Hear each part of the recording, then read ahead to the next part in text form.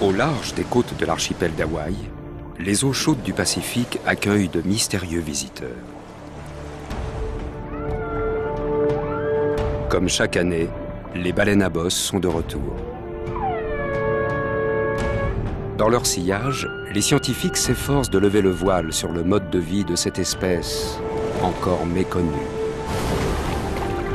Car ces nomades des océans semblent dotés d'une intelligence supérieure et même peut-être d'un langage.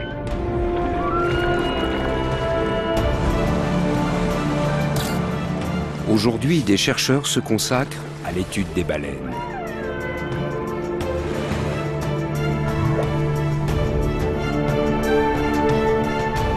Au fil de leurs investigations, ils réunissent des indices destinés à décrypter le code des baleines à bosse.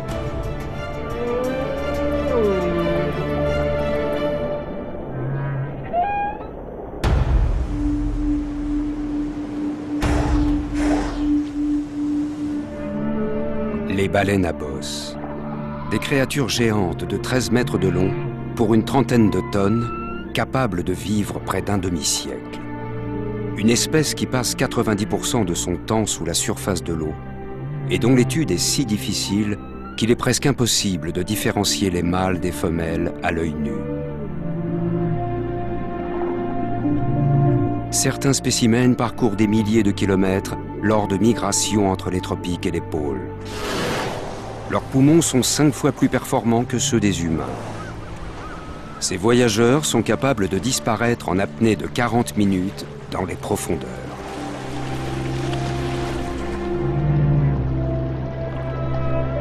L'étude de l'espèce a permis de relever des comportements complexes, preuve manifeste d'un haut niveau de communication.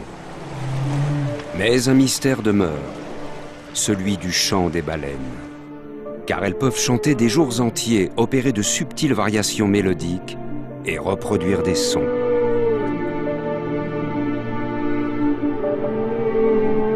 Mais pourquoi les baleines à bosse chantent-elles? C'est une énigme que Jim Darling, chercheur de l'association Whale Trust, tente de résoudre depuis une trentaine d'années.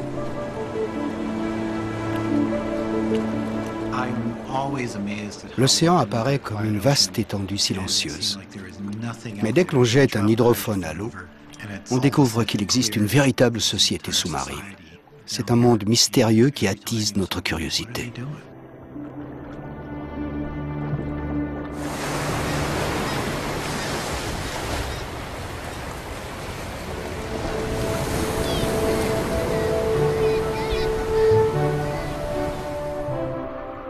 Pour rejoindre l'archipel d'Hawaï, les baleines à bosse quittent les eaux riches en nourriture du Pacifique Nord.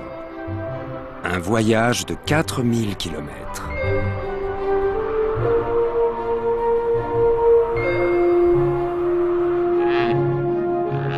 Jim et son équipe estiment que plus de 5000 baleines à bosse se rendent à Hawaï entre le mois de janvier et le mois d'avril.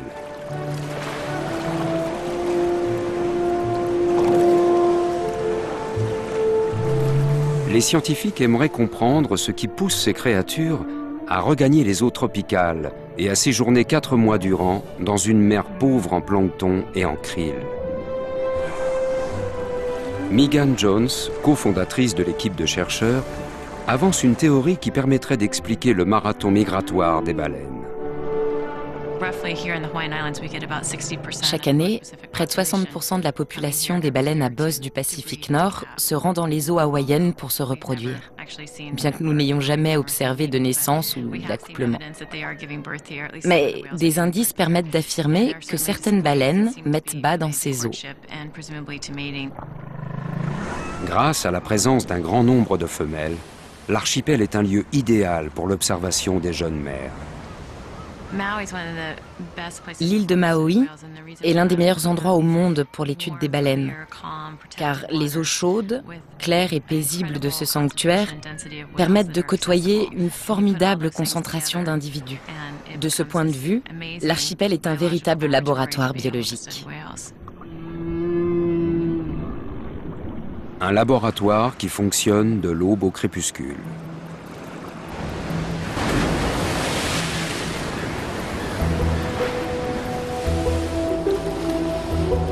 L'équipe dispose d'une autorisation spéciale pour s'approcher des cétacés en bateau et nager à leur côté. Dès les premiers rayons du soleil, les recherches commencent. Les caméramens et les photographes de l'équipe embarquent avec la première patrouille de la journée. Flip Nicklin est un photographe sous-marin expérimenté. Il sait à quel point l'univers des baleines nous est encore étranger.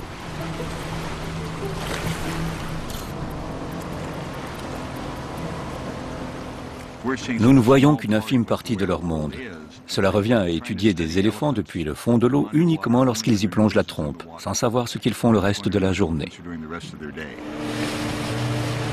Aux instantanés de Flip viennent s'ajouter les séquences vidéo réalisées par le plongeur Jason Sturgis. Flip et moi assurons la partie documentation. Nous captons l'activité sous-marine. Leur mission consiste à rassembler un maximum de données afin de permettre à leurs collègues de se concentrer sur le comportement des baleines. Lors de notre patrouille matinale, nous cherchons des baleines susceptibles d'intéresser Megan ou Jim. Nous localisons les individus, nous observons leur activité et nous faisons des clichés de la queue de l'animal. La queue de chaque baleine est unique. Flip et Jason alimentent une base de données renseignée depuis 30 ans, destinée à identifier les adultes qui reviennent dans ces eaux. Queue blanche? Chaque situation qui permet de déterminer le sexe d'un animal nous est très utile à terme, qu'il s'agisse d'une mère avec son baleineau ou du comportement caractéristique d'un mâle ou d'une femelle. Cela permet d'identifier les individus, de retracer leur parcours et de recueillir toutes sortes d'informations. Jason communique le premier rapport de localisation à Megan. Nous sommes à proximité des côtes d'Olowalou. Nous avons procédé à 2 identifications et réglé le GPS. Tu devrais avoir toutes les données à ton arrivée, d'accord? À tout de suite.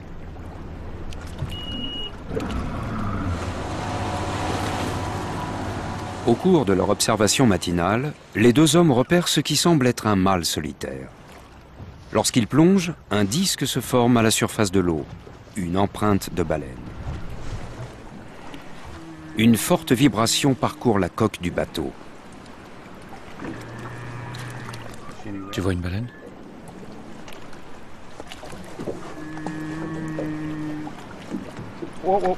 Je l'entends. Je pense qu'elle est là.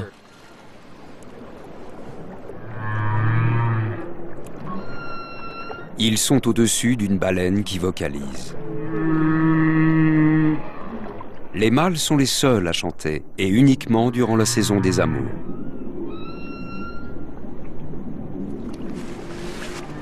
Le mâle semble tolérer la présence du bateau. Flip en profite pour l'observer de plus près.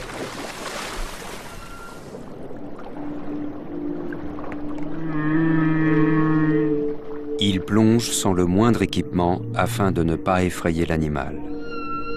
Le chant du mâle retentit à travers le grand bleu.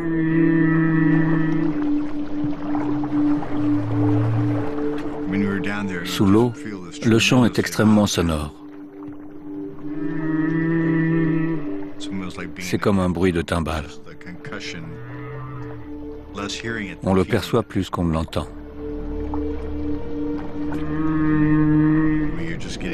La résonance est presque douloureuse. Mais la curiosité est plus forte.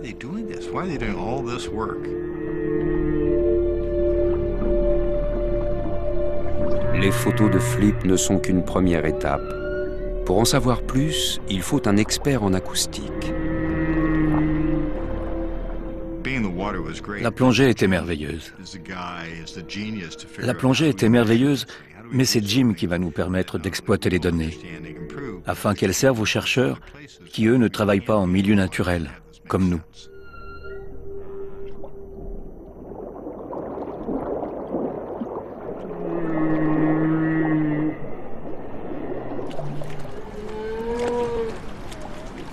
Jim Darling a consacré 30 années de sa vie à déchiffrer le code des baleines à bosse d'Hawaï.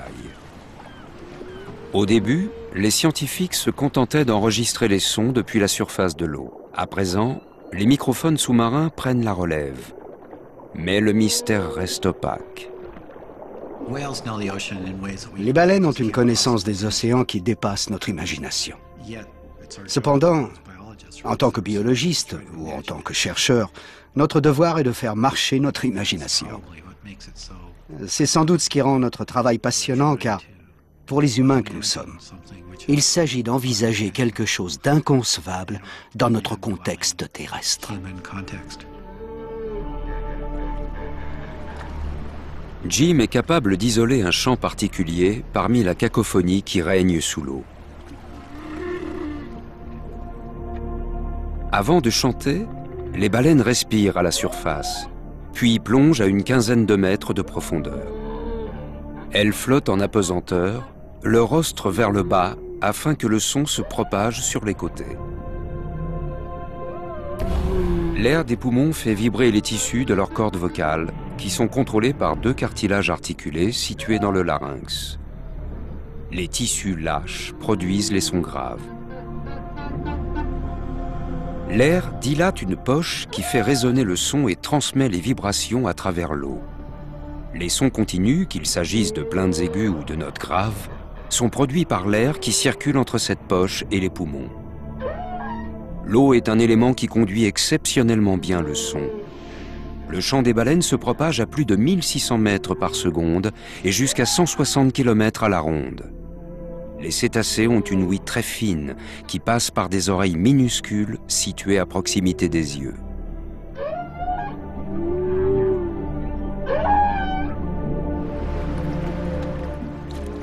Nous connaissons désormais le mécanisme utilisé par les baleines lorsqu'elles émettent ces sons d'une formidable complexité.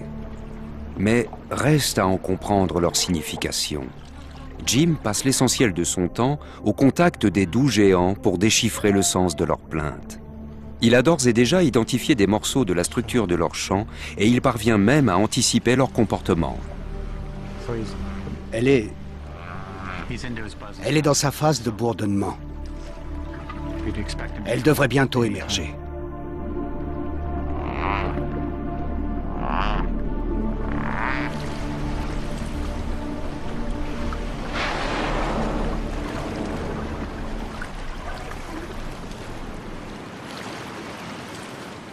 Le chant des baleines est complexe, car elles utilisent une grande variété de notes. Elles changent de gamme, de fréquence et d'amplitude. Elles vont même jusqu'à répéter certains morceaux.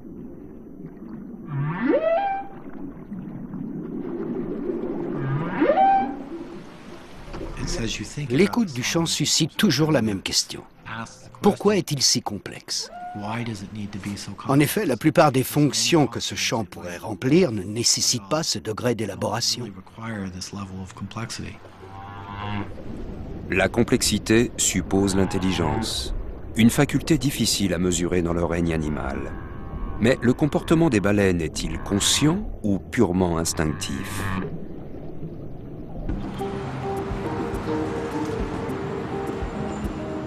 Le neuroscientifique Patrick Hoff de la faculté de médecine du Mount Sinai à New York a fait une découverte stupéfiante. Il y a environ 12 ans, en étudiant la structure du cerveau humain, nous sommes tombés par hasard sur un type de cellule très particulier, un grand neurone fusiforme. Nous pensions que ce type de neurone était propre à l'espèce humaine. Par la suite, nous avons réuni plusieurs cerveaux de grands primates, chimpanzés, gorilles, orang-outans, et nous avons constaté que chez tous ces singes, cette cellule était distribuée exactement de la même façon que chez l'homme. Nous avons alors décidé d'étudier le cerveau des baleines à bosse, puisqu'on ignore presque tout de l'organisation cérébrale de ce mammifère, et nous avons découvert une multitude de neurones fusiformes. C'est fascinant. Jusqu'à présent, ces cellules n'ont été découvertes que chez les grands primates et chez certains cétacés. Elles semblent commander des fonctions sociales complexes. Chez l'homme, on constate qu'elles sont présentes dans des régions du cerveau qui concernent la conscience sociale, la cognition, la régulation des émotions, la conscience de soi, le jugement, la morale, l'attention. Il est tout à fait possible que la baleine à bosse, qui est un animal grégaire qui vit et chasse en groupe, ait la faculté de coopérer, voire de communiquer. Cela reste à prouver, mais il est vraisemblable que les baleines disposent de facultés cognitives très élaborées, et pour certaines, comparables à celles des humains.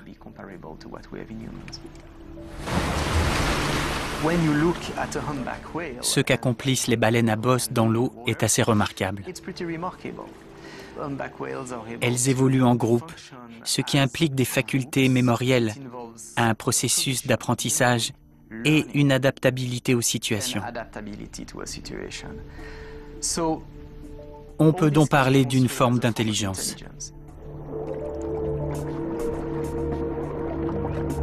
Lorsqu'elles chassent, les baleines à bosse démontrent une grande faculté de coopération, notamment dans la stratégie dite du filet de bulle, déployé pour optimiser les prises de poissons.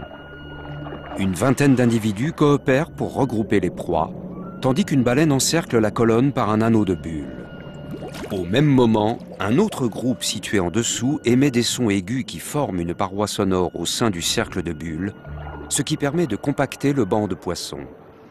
À la surface, l'amas de proie est cerné par les bulles et la densité sonore. Les baleines n'ont plus qu'à se rassembler pour profiter du festin de centaines de kilos de poissons.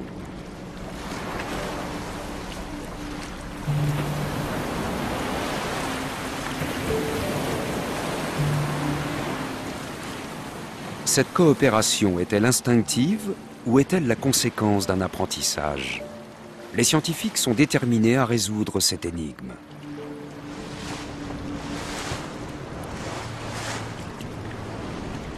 Pour Megan Jones, l'observation du comportement des femelles est le meilleur moyen d'étudier ce qui est inné de ce qui est acquis.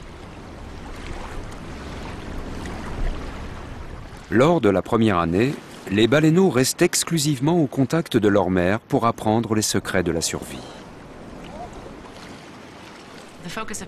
Mes recherches se concentrent sur le comportement des femelles au cours de la saison des amours.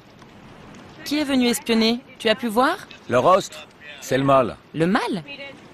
À ce stade, nous savons que les femelles viennent dans ces eaux pour deux raisons apparentes, se reproduire et mettre bas. En y regardant de plus près, il s'agit de deux objectifs distincts qui pourraient entraîner des attitudes radicalement différentes. J'étudie donc le comportement des femelles, notamment envers les mâles, pour déterminer si cette conduite diffère en fonction de leur stade reproductif. Grâce au relevé d'activité détaillé et à la localisation par GPS, Megan récolte des données essentielles.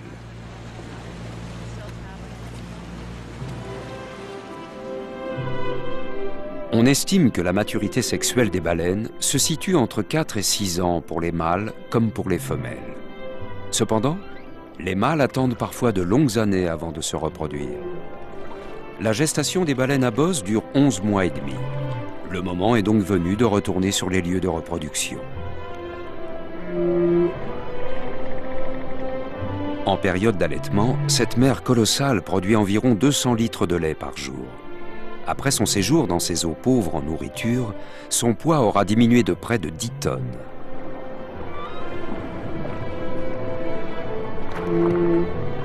Elle allaite son baleineau pendant 1 an, puis elle lui montre le chemin des eaux où il pourra s'alimenter. À partir de ce moment, le jeune baleineau doit devenir autonome.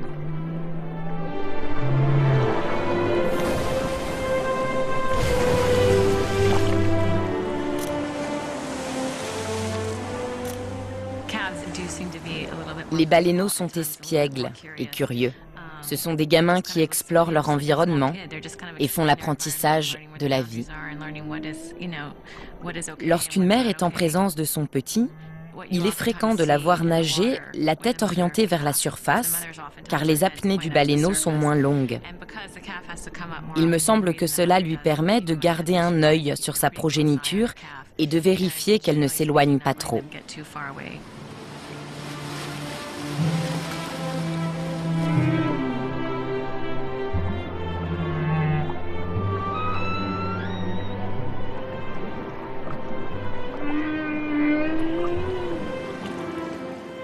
C'est à cette période que la mère et son petit renforcent leur lien. Il n'est pas rare de voir le baleineau virevolter au-dessus de la tête de sa mère et se reposer sous son rostre ou son ventre.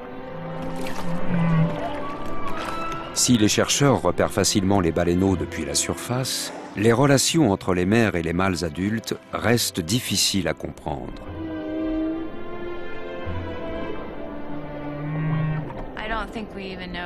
On ignore les critères selon lesquels les femelles choisissent leurs compagnons.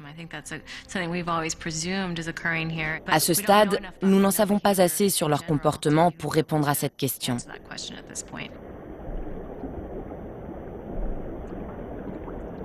À l'université du Queensland, en Australie, une autre équipe de scientifiques tente de percer le secret du comportement des baleines à bosse. Michael Node dirige l'un des projets de recherche. J'étudie les baleines qui migrent le long de la côte est de l'Australie depuis une douzaine d'années. C'est une population d'environ 10 000 individus. Les eaux côtières sont une véritable autoroute pour les baleines.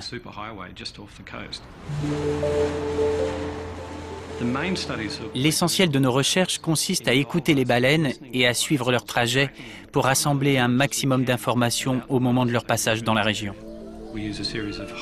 Nous utilisons différents hydrophones que nous amarrons au large et qui nous permettent de suivre le chant des baleines sous l'eau.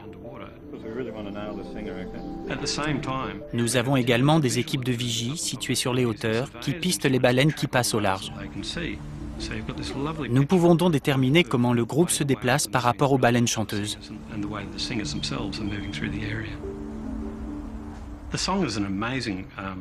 Le chant est une formidable démonstration acoustique.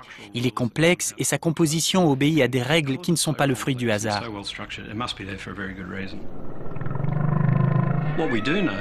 Nous savons que seuls les mâles chantent et qu'ils ne le font que lors de la saison des amours. Nous pensons qu'il s'agit d'une sorte de cri d'amour. Reste à déterminer s'il s'adresse principalement aux femelles, dans le but de les attirer, ou s'il s'agit d'un chant agressif destiné à s'imposer par rapport aux autres mâles qui croisent dans ces eaux.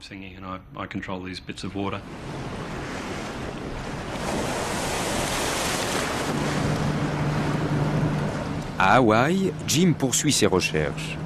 Est-il en mesure de déterminer si les mâles cherchent à attirer les femelles ou à repousser d'éventuels rivaux?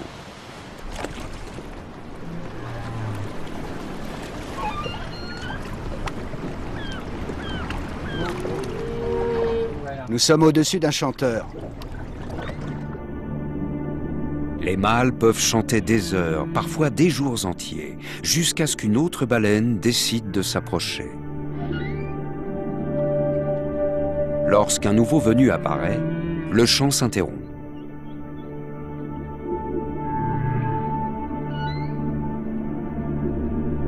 Ce mystérieux arrivant pourrait bien nous aider à comprendre la fonction du chant des baleines. Les travaux de Jim révèlent un fait extraordinaire et totalement inattendu.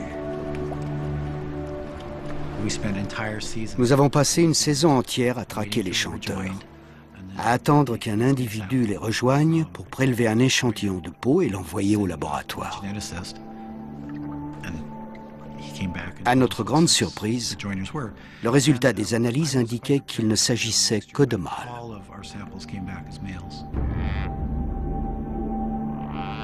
Pas une seule femelle n'a répondu à l'appel.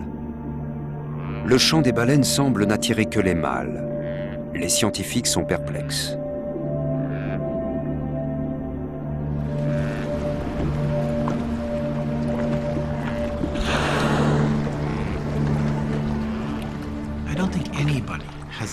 Personne ne doute de l'influence des vocalises sur les femelles. Elles savent que de nombreux mâles en rut sillonnent les eaux. Mais il apparaît que le chant facilite les rencontres entre mâles et non entre mâles et femelles.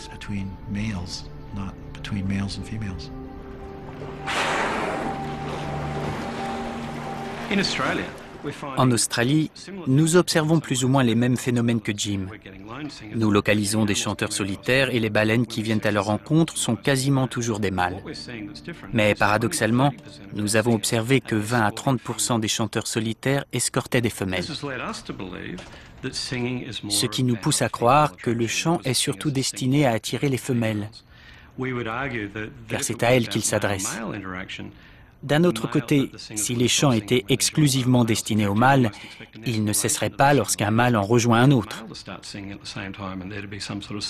Le nouvel arrivant se manifesterait à son tour et il y aurait une sorte de surenchère des signaux. Mais nous avons une autre hypothèse. Lorsqu'un mâle solitaire est à la recherche d'une femelle au milieu de l'océan, il y a une chance, même très mince, que le chant le conduise vers un autre mâle qui escorte une femelle. Les mâles qui rejoignent les chanteurs sont bien en quête de femelles. Ils ne cherchent pas à rivaliser avec d'autres mâles.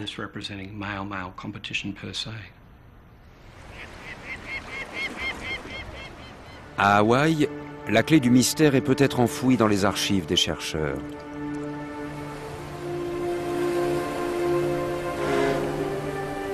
Lorsque le mauvais temps s'installe, l'équipe en profite pour étudier les données. Jim commence par analyser les chants enregistrés en mer.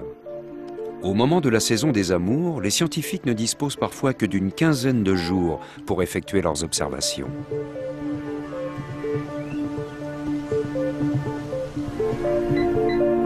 Mais ils sont submergés par la somme d'informations recueillies. Les relevés cartographiques et les notes élaborées par Meaghan ont permis de constituer une base de données sur les comportements des baleines.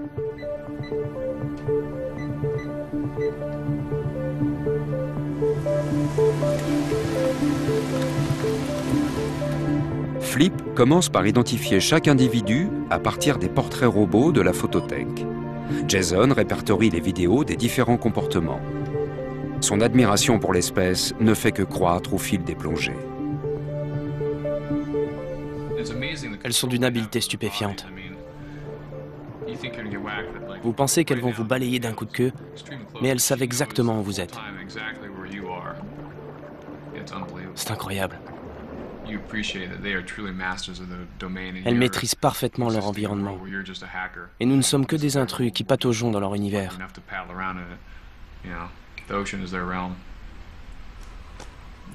Dans l'eau, on se sent tout petit à côté d'une baleine.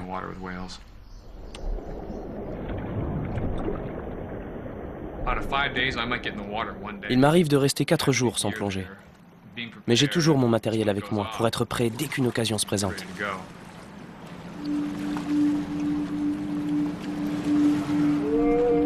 Jason a pu filmer un mâle en compagnie d'une femelle, flottant sous la surface. Les scientifiques les surnomment apnéistes.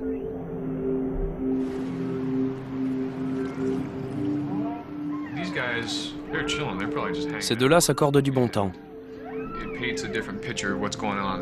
Cette image donne un autre aperçu de ce qui se passe dans ces eaux.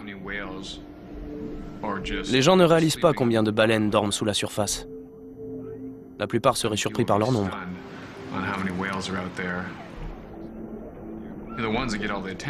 Nous portons notre attention sur celles qui émergent et qui paradent. Mais elles ne font que des apparitions furtives.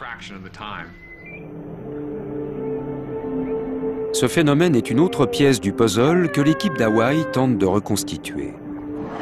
Que font ce mâle et cette femelle ensemble? Le mâle cherche-t-il à s'accoupler? Les scientifiques n'ont aucun moyen de savoir si la femelle est réceptive. Le mâle a peut-être senti qu'elle était en période de fertilité ou sur le point de l'être. À moins qu'il n'espère qu'elle cède à ses avances.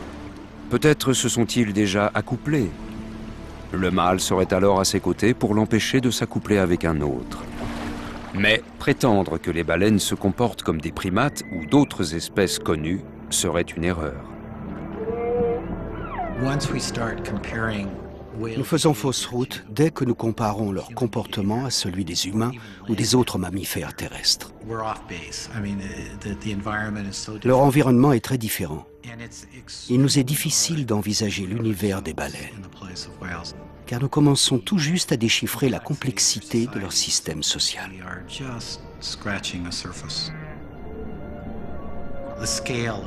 Elles évoluent à une échelle bien plus grande que la nôtre.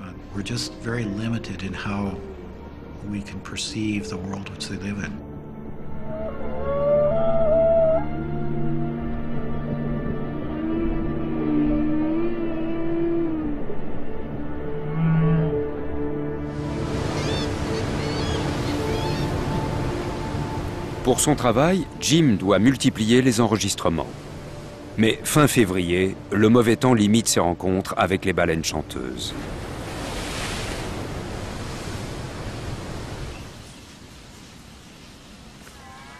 Le traitement des données est un processus très lent. Mais le moindre apport fait avancer les recherches.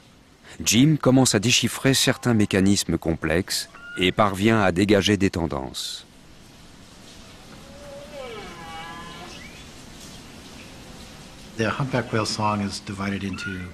Le chant des baleines à bosse se divise en parties que l'on appelle des thèmes.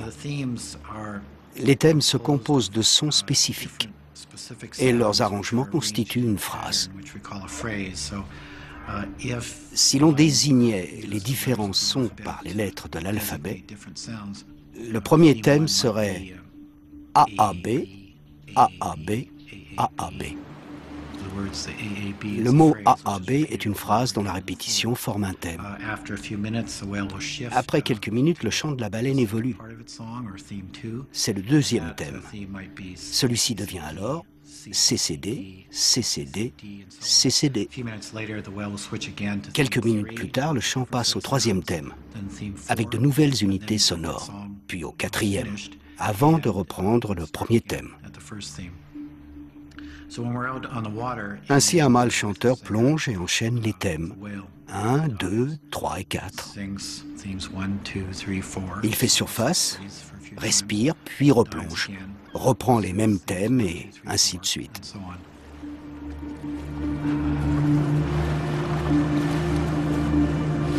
Les travaux de Jim révèlent qu'une baleine n'émet jamais de son au hasard, mais que son chant est une partition précise qui se répète dans le temps. Les mâles solitaires modifient systématiquement leurs thèmes. Pourtant, le reste des baleines les assimile.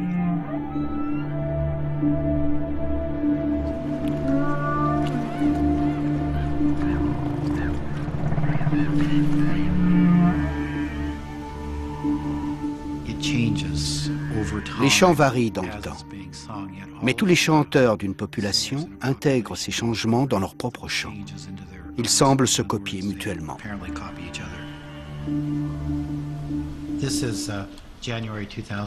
Voici en janvier 2005 le premier thème d'une baleine après sa plongée. Le curseur vous montre où nous en sommes.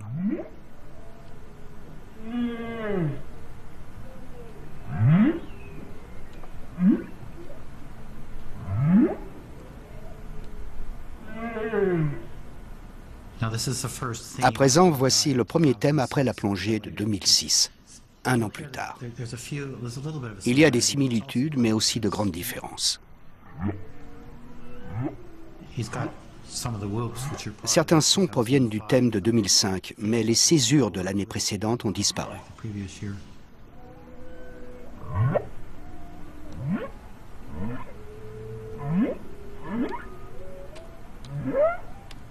Les chanteurs réagissent aux variations qu'ils perçoivent.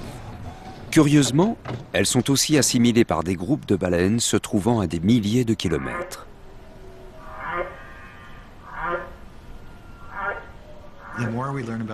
Tout ce que nous apprenons sur les caractéristiques du chant et le comportement des chanteurs est très étonnant. Si avant les années 70, on nous avait dit que les baleines au large du Mexique chantaient exactement le même thème que celles qui croisaient à Hawaï et au Japon, personne n'y aurait cru. C'est pourtant ce qui se passe.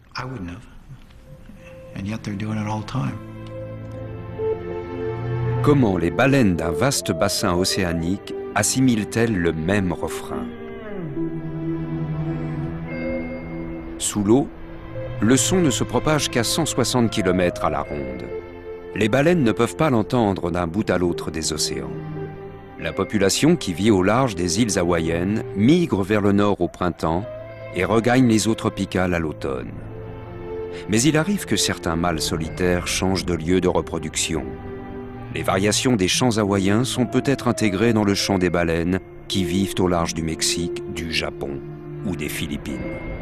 Le vagabondage des mâles à travers les océans du globe pourrait expliquer la simultanéité des variations. En Australie, des chercheurs ont montré que ces variations pouvaient se répandre à un rythme impressionnant.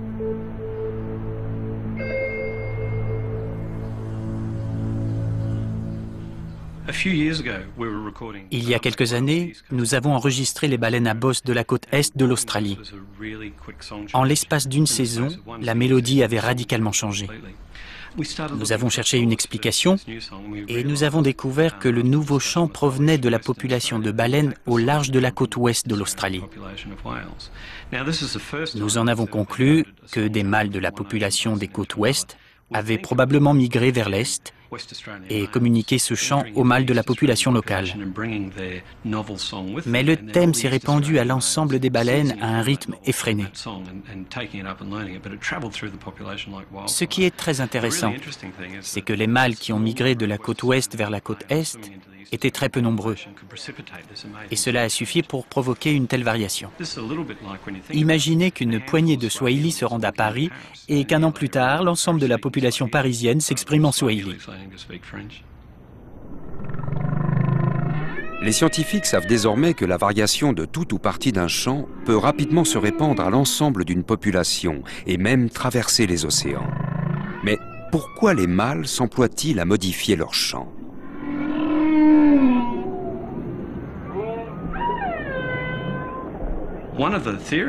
L'une de nos théories repose sur le fait que les mâles ont besoin de se renouveler. Il se peut que les femelles soient plus attirées par ceux qui sont capables d'assimiler ces nouveautés et de les intégrer à leur chant. Ces mâles seraient en quelque sorte à la pointe des variations mélodiques et les femelles y verraient un signe d'intelligence. Selon une autre théorie, les femelles, lassées d'entendre les mâles répéter le même chant, finissent par s'en désintéresser. Dès lors, le mâle capable d'innover en se distinguant du lot a plus de chances d'être entendu par une femelle et donc de la séduire.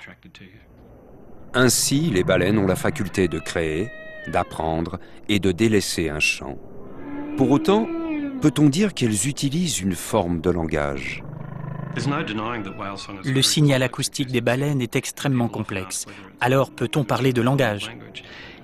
La réponse est non, parce que les cétacés utilisent les mêmes sons dans le même ordre et chantent tous le même chant. C'est un peu comme si j'essayais d'avoir une conversation en répétant systématiquement les mots d'une chanson, comme « Au clair de la lune, mon ami Pierrot ». Le chant des baleines est comparable à une queue de paon en version acoustique. Il est magnifique, très élaboré, mais il est dépourvu de sens. Cependant, pour maintenir une structure sociale complexe, les baleines doivent communiquer par un moyen ou un autre. Bien que leur chant ne constitue pas un langage, les baleines à bosse émettent un ensemble de sons que l'on appelle sons à fonction sociale. On distingue vaguement un chant dans la cacophonie océanique. Voilà le premier son à fonction sociale. Et maintenant le second. Il s'agit de courtes séquences d'un, deux ou trois sons qui sont émis par les mâles, les femelles et les baleineaux. Si les baleines ont un langage, il réside dans les sons à fonction sociale et non dans leur chant.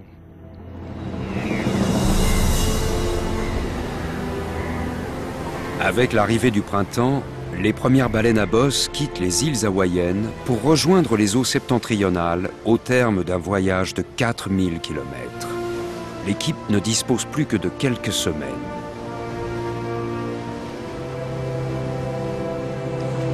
Flip et Jason ont repéré une mère et son petit. Un mâle les accompagne. Ils représentent ce que les scientifiques appellent une escorte. Il y a un baleineau, une mère et un mâle chanteur, que l'on présume être une escorte. Celle-ci fait le lien entre les chanteurs qu'étudie Jim et les femelles que supervise Megan. Et cela nous donne un aperçu plus détaillé des comportements sociaux. Nous allons essayer de les localiser. Les voilà.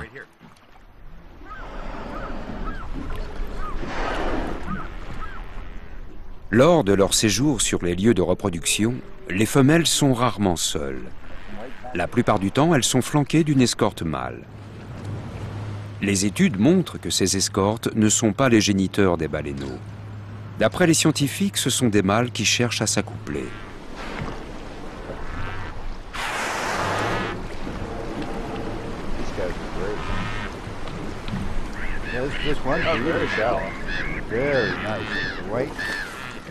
Megan exploite la moindre opportunité car la période d'observation touche à sa fin. Les études qu'elle mène sur le comportement des femelles sont plutôt déconcertantes. Pour l'instant, rien n'indique que le chant des mâles les attire.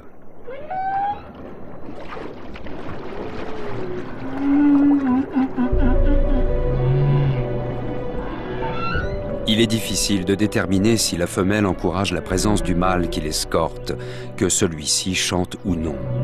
Il est possible qu'elle se contente de la tolérer. Ce qui ressemble à un balai aquatique trahit peut-être l'agacement de la femelle. Celles qui n'ont pas de baleineaux manifestent parfois un comportement agressif envers les escortes avant de s'enfuir pour leur échapper. Cette mère n'a pas le choix. Son petit ne serait pas en mesure de la suivre dans sa fuite.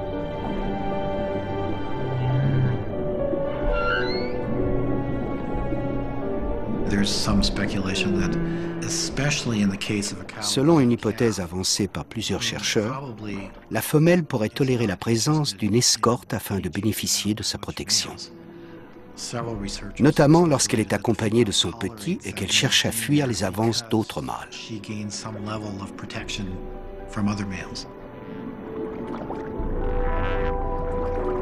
Cette mère n'est sans doute pas en quête d'un mâle, car les femelles ne s'accouplent généralement que tous les 2 ou 3 ans. Mais l'escorte continue à l'accompagner. Les mâles manifestent un vif intérêt envers les femelles qu'ils rencontrent sur les lieux de reproduction. Celui-ci devra se méfier de l'arrivée d'éventuels rivaux. Les escortes adoptent parfois une attitude protectrice. Celui-ci n'apprécie guère la présence de nos bateaux à proximité de sa femelle. Il nous surveille de près.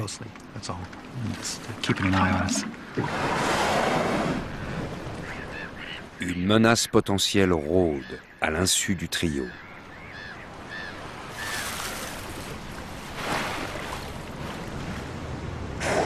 Le baleineau économise ses forces en voyageant sur le dos de sa mère. Mais un groupe de mâles approche. La présence d'une femelle risque de troubler leur comportement. Ce type de rassemblement est connu sous le nom de groupe actif en surface. Les sons stridents qu'ils émettent peuvent atteindre 170 décibels, une puissance sonore équivalente à celle d'un réacteur d'avion. Dans le chenal, les comportements varient selon le nombre de baleines en présence. Un groupe peut être composé d'un mâle solitaire qui parade autour d'une femelle ou qui accompagne une mère et son petit. Mais lorsque ces animaux sont rejoints par d'autres groupes, la concentration de mâles accentue les rivalités. Ils entrent alors en compétition, ce qui donne parfois lieu à des comportements féroces.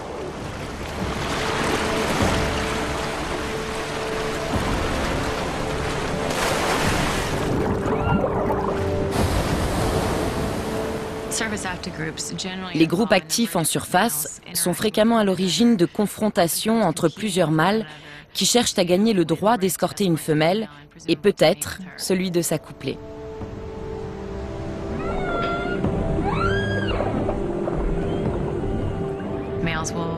Les parades des mâles varient en intensité, du simple lâcher de bulles au contact physique et aux effusions de sang.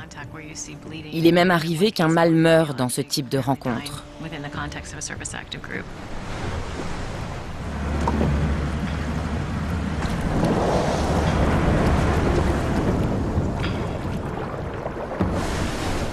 L'équipe est impatiente de connaître l'issue de la bousculade à laquelle se livrent les mâles pour le droit de s'accoupler.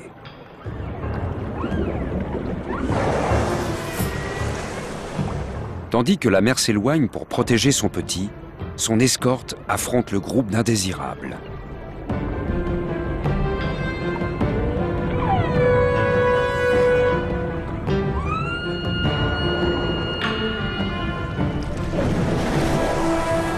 Dans la mêlée qui s'ensuit, les mastodontes se percutent à coups de rostre et s'intimident en battant l'écume de leurs nageoires pectorales.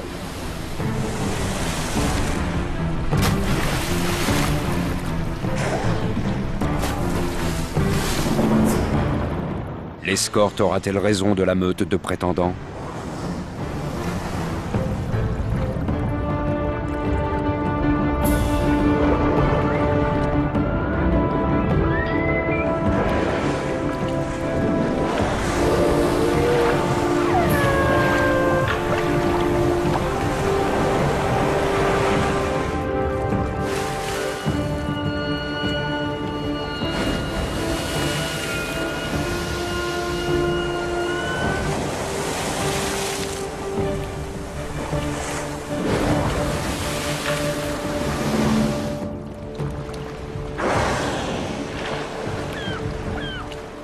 La frénésie finit par retomber et l'escorte rejoint la mère et son petit.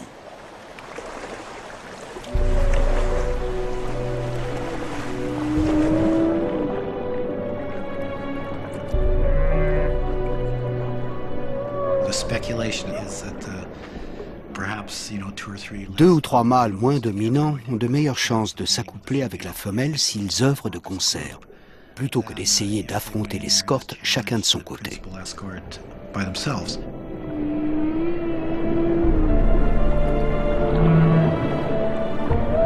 Une fois le conflit réglé, les groupes se séparent. Dans ce sanctuaire dédié à la reproduction, les affrontements sont quotidiens. Le mâle peut à nouveau escorter ses deux protégés. La saison des amours touche à sa fin. La femelle n'aura plus à endurer d'agressions de la part d'autres groupes. Pour l'équipe d'Hawaï, le travail de déchiffrage du code des baleines à bosse entre dans une nouvelle phase. Les 8 longs mois qui vont précéder le retour des cétacés seront consacrés à l'étude des données amassées au cours des 4 mois précédents. Mais quelle est donc la motivation de ces chercheurs ?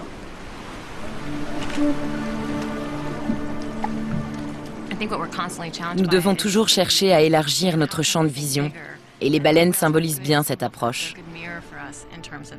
Pour ma part, je m'efforce de ne pas les percevoir d'un point de vue humain. Je me contente de les observer et je leur laisse le soin de raconter leur histoire.